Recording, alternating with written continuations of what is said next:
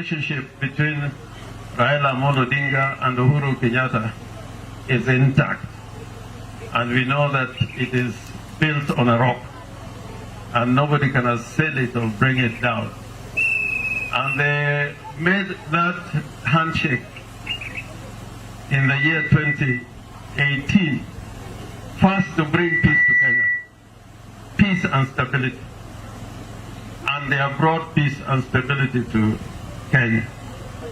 Secondly was how to make Kenya a better nation, so that the future generations would not live some of their lives we have lived, of challenges, of suffering, and of problems which keep on recurring in this country called Kenya.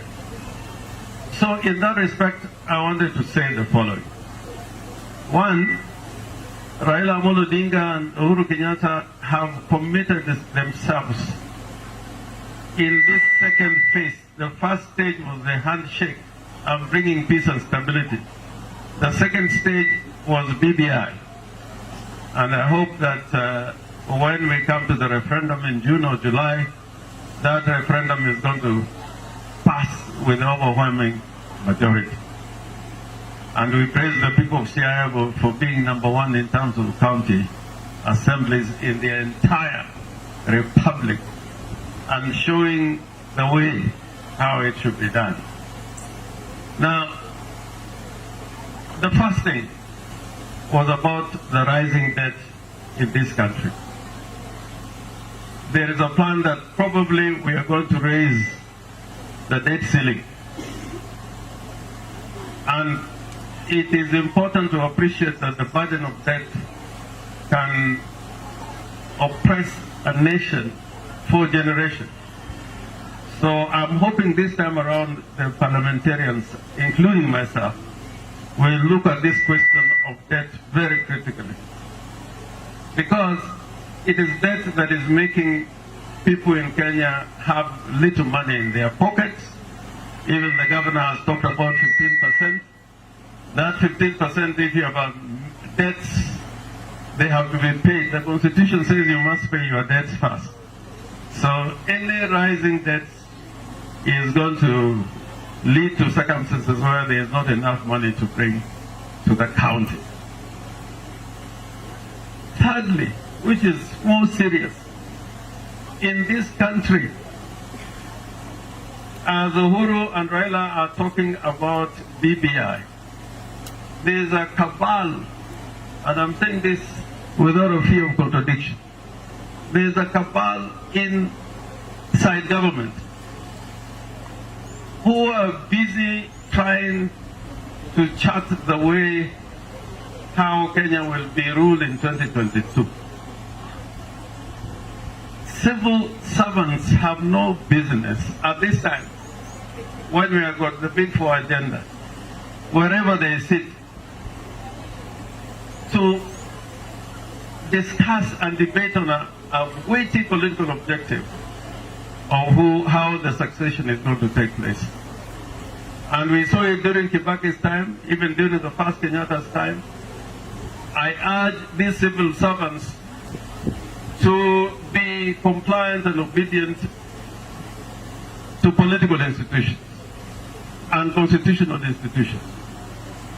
Because what we have witnessed in the last 3-4 months, and I'm talking as somebody who have seen how government works, whenever civil servants who are part of a cabal try to chart the destiny of a nation for their own personal interests, there can never be any peace. So this is just a warning shot, because we are going to expose these people.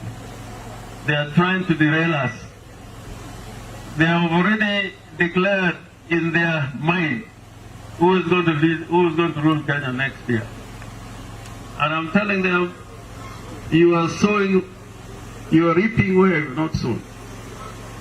You are reaping where you have not sown.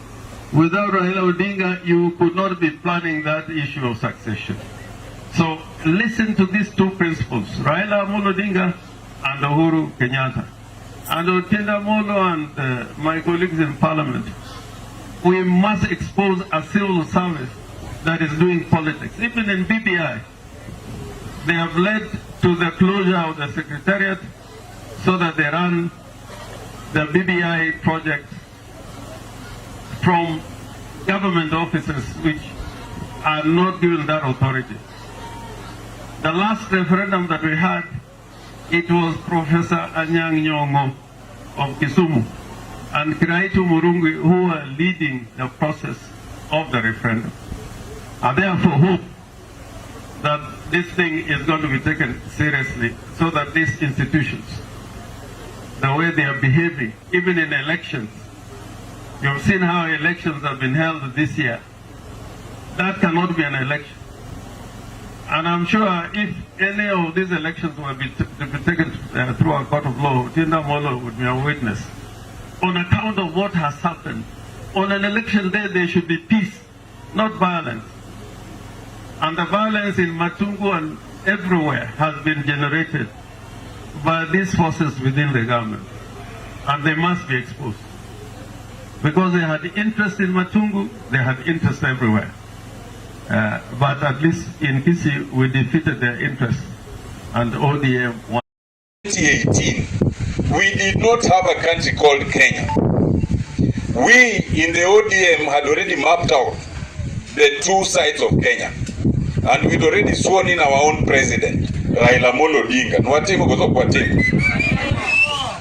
And we were committed to a journey of separation. The fact that the Right Honorable Raila Amollo Odinga and His Excellency Uhuru Kenyatta met and agreed to chart a common path was a good thing for this country, because we would not be talking of a country called Kenya. And there are enough people who do not remember that. There are enough people who belittle that handshake and say that it's just about two people. It is not about two people. It was about a country. We are rightfully and will always remain behind the Right Honorable Prime Minister.